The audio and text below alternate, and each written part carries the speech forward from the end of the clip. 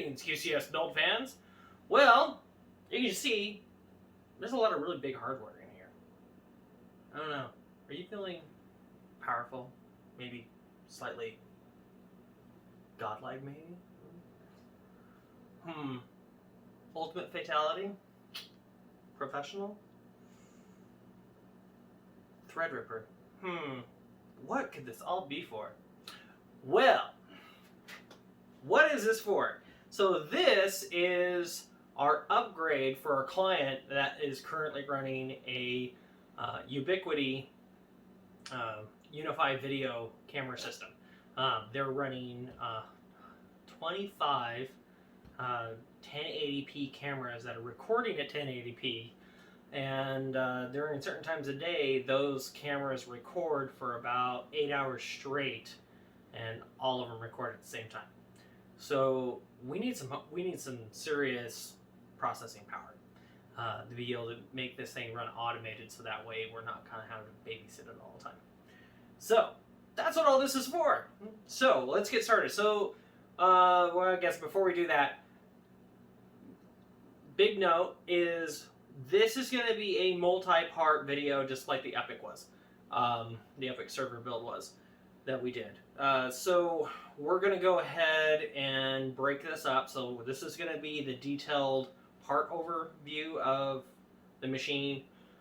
There'll be a build video, case prep, similar to how we did the Epic. So it'll probably be a series of about 5 to 7 videos, more than likely, just so we can keep them cut down by time. So, but yeah, so here's everything in detail, as it were. Okay, so first things first, why do we need this much horsepower? So the reason why we need this much horsepower is because currently we're running a 2700X, running 32 gigs of RAM at DDR4 2666, and we're running a Radeon RX570 8 gig OC card. It runs fine as long as we don't have a whole bunch of automated stuff running in the background, like automatic data purge and some other stuff, to where everything just kind of self-manages itself and we don't have to just sit there and babysit it once a week. We can actually just go through and just let it sit there and run, and it's perfectly fine. The other issue with this is the customer right now, we're running 2 Seagate 12 terabyte Skyhawk drives. These are very impressive. We can continuously get off of a RAID 1 pair, we can continuously get 150 megabytes per second read-write off of these. So that actually does very, very well. This gives the client about 30 days of record time without running into too much, without packing the drive too much, basically. We don't run out of free space. Client would prefer to go to 90 days. So to be able to do that, we've got to add 2 more of these drives. So we're adding 2 more of these drives. So we'll have a grand total of 4, plus we're going to add them to our LSI Mega RAID Rig 5 controller. This is a 2-port HD SAS card, so we can actually run a total of 8 drives off the same card. The idea behind this is, one, if we want to later on, we can expand the storage enough on this system to where we can go, so we'll be able to go 90 days to, let's see, we'll be able to go 90, 180, 270 days of total record time on this system. So without having to scale the drives, which basically meaning take the drives and actually go to bigger capacities per drive. We'll be able to use 12 terabytes across the entire system. So and we'll just have to add another one of these cards. So that's that's the data component of this. And the other issue is we're going to take and we're eventually going to put 5 more cameras on the system. So they're going to have a total of 30 cameras. And then also if they want to be able to add more cameras, we're going to have enough horsepower to go ahead and add more cameras without having to totally upgrade the system. So getting down to the brains of this whole thing, we've got our Threadripper 2970WX. So this is as big as we get in the 2000 series Threadrippers without going to a 2990. There are some inherent issues with the 2990. One, the 2990 is 32 cores. However, there are a few cores that do not access memory as fast as the rest of the cores. So the extra almost $1,000 to go from the 2970 to the 2990 isn't really worth it. Also, too, in all reality, if we were going to go 32 cores or more, we would just go to Windows Server and we'd run Epic, because it's going to give us more upgradability options later on down the road, and also we can do more with the machine that way. And we're on a platform to where we can go to a much bigger processor later on if we need to, or more RAM or whatever. So that's the reason for the 27. This gives us 24 cores, 48 threads, I believe, I think it's 64 PCI Express lanes. So more than enough for the amount of I/O we're going to run off of this thing. So there's that. We're going to cool it with our Arctic TR50 freezer that we used in my personal Threadripper machine that just cools at 1900X. The reason why we're going with this is because 1, I know it works. 2, it's not horrendously expensive. And 3, liquid cooling for a Threadripper is extremely difficult to do effectively. And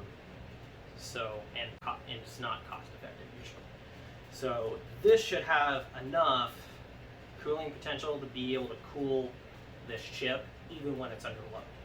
So, and this is a 250 watt chip. So this is theoretically capable of doing 300 watts on this cooler. So we're gonna test it for sure.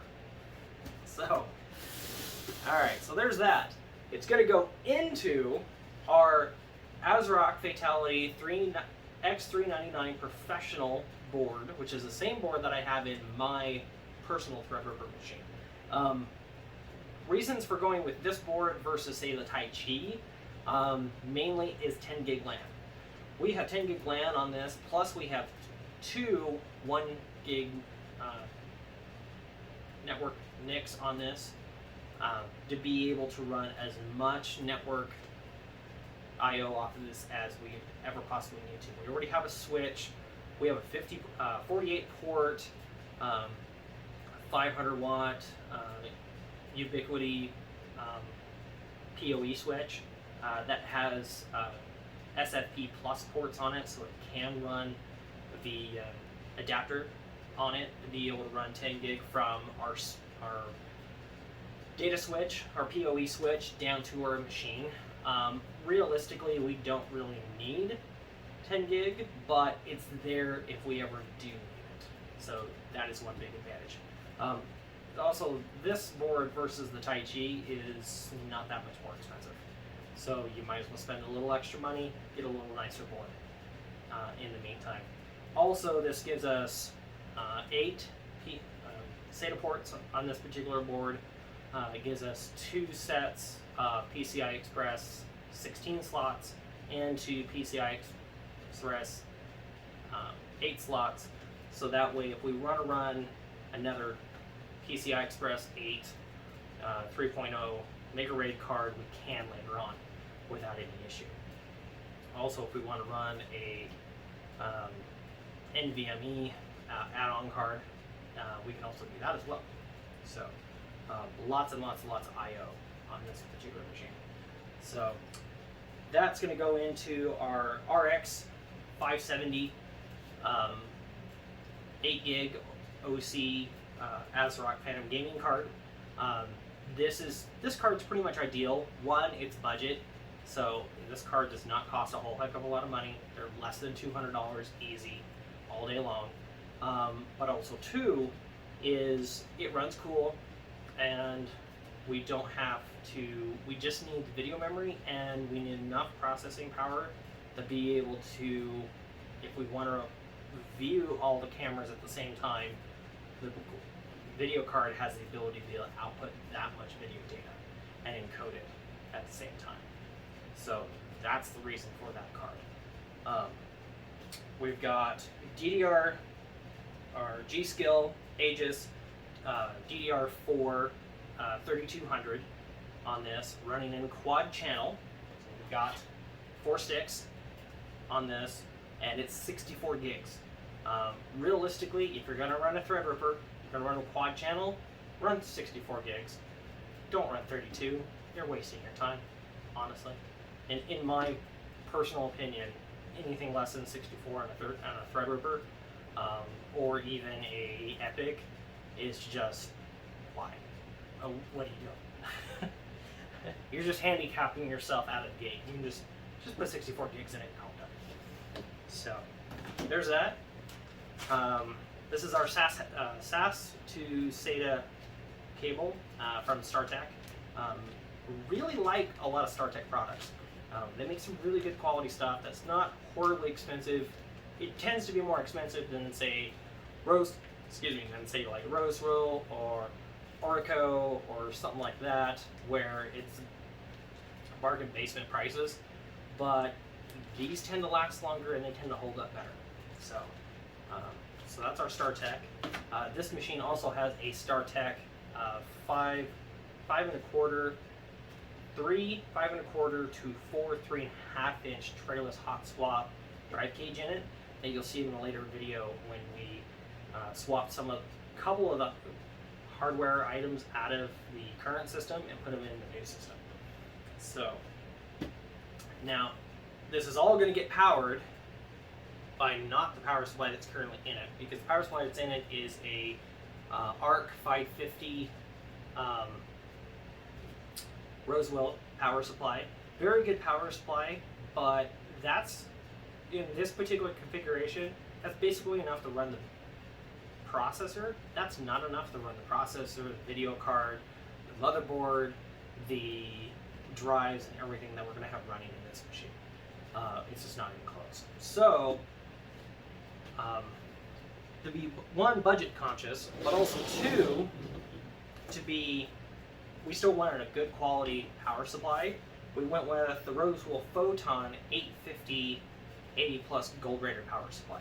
Now this one is fully modular, 140 millimeter fan on the bottom of this guy. This should be a very good power supply. It's basically just a leveled up version of the ARC power supplies, and the ARCs we've used several times in the past for a good mid-tier power supply, and they've been awesome. So we're going to give a Photon 850 a try. 850 watts. This one is 850 watts DC out on the 12 volt rail. So this should be more than enough power to be able to run everything we got going on. Even if we decide to later on go ahead and upgrade and throw 4 or maybe 8 more SATA drives in this machine, we should still have plenty of power. So, okay. Well, something's missing. What could possibly be missing? Oh, was it that thing I was talking about that maybe feeling very godlike, maybe? No, I'm not referring to an MSI godlike. But good. Almost. So, we gotta make some room here.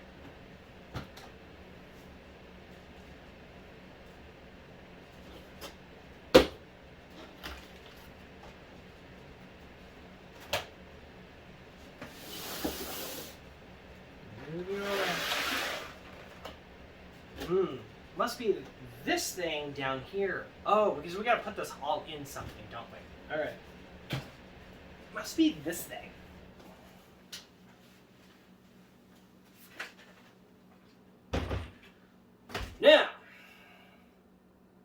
might be a reason why I've said Godlike.